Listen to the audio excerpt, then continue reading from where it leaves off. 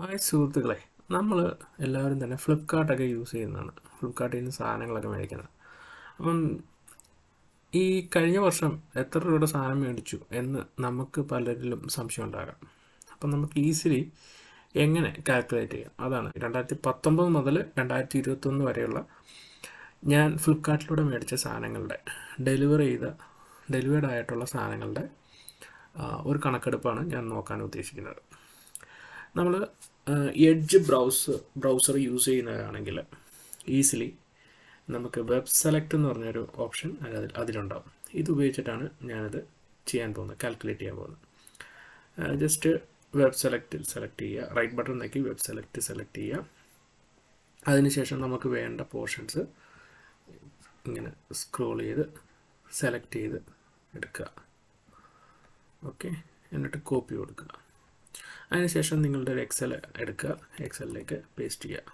എക്സലിലോട്ട് paste ചെയ്യുമ്പോഴത്തേക്കും കുറച്ച് unwanted ആയിട്ടുള്ള കുറച്ച് കോളംസും കൂടി കയറി വരാൻ സാധ്യതയുണ്ട്. അതുകൂടെ ഡിലീറ്റ് ചെയ്ത് കളയാം.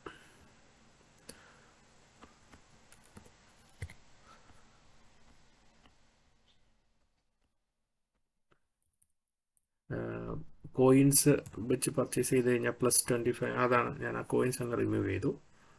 എന്നിട്ട് ഈ ഒരു റോയും ഡിലീറ്റ് ചെയ്തു. അതിനുശേഷം ഓൾട്ട് == ബട്ടൺ അടിച്ചിട്ട് എൻ്റർ കൊടുത്തു കഴിഞ്ഞാൽ എത്ര രൂപയുടെ സാധനം മേടിച്ചു എന്നുള്ളതിൻ്റെ ഒരു എമൗണ്ട് കിട്ടും. ഞാൻ 3 വർഷങ്ങളിലായിട്ട് 12,465 രൂപയുടെ സാധനം മേടിച്ചു. പ്രീവിയസ് ഇയറിലും മേടിച്ചിട്ടുണ്ട്, പക്ഷേ ഈ 3 വർഷങ്ങളിൽ 12,465 രൂപയുടെ സാധനമാണ് ഫ്ലിപ്കാർട്ടിലൂടെ മേടിച്ചത്.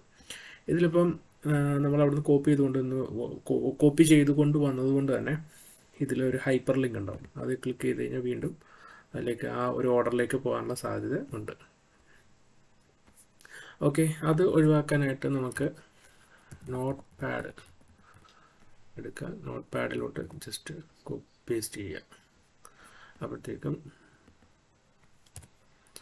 ആ ഒരു ഓപ്ഷൻ, ആ ഒരു എന്താ പറയണ്ടേ, ഹൈപ്പർ ലിങ്ക് എന്നുള്ള ഒരു സംവിധാനം അങ്ങ് മാറിക്കിട്ടും. എന്നിട്ട് നമുക്ക് അത്യാവശ്യം ഒന്ന് എഡിറ്റ് ചെയ്തിട്ട് കൺട്രോൾ അടിച്ച് കൺട്രോൾ കട്ട് ചെയ്തെടുത്തതിന് ശേഷം നമുക്ക് വീണ്ടും ഒരു പുതിയ റോയിൽ പേസ്റ്റ് ചെയ്ത് കഴിഞ്ഞാൽ